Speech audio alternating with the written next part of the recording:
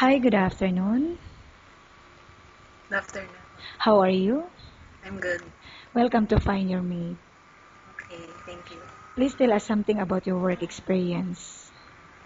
Actually, I'm a facial therapist before in Philippines, and I took 2 years, and massage therapist as 2 years also. Okay. So, can you tell me what were your duties and responsibilities being a massage therapist? Duties and responsibilities. Provide full range of beauty therapy treatments. Maintain strict client confidentially. Advise clients on the best treatment programs to be used. And contribute in organizing of team evenings, promotions, and special range.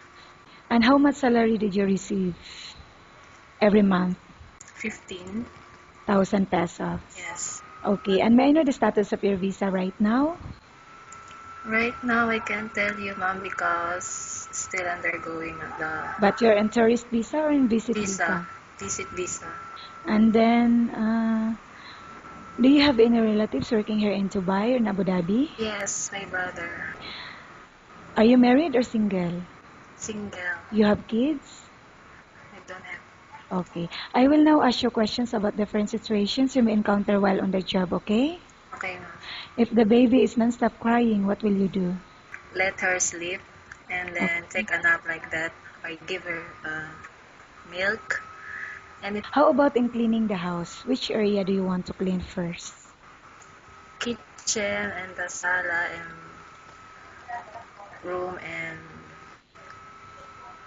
comfort room. Okay. And how about cooking? Do you have any specialty in cooking? Yes, I Okay. love to cook. Okay, why do you think you should be hired? Well, I will just do my very, very best. Thank you. Nice talking with you and have a good day.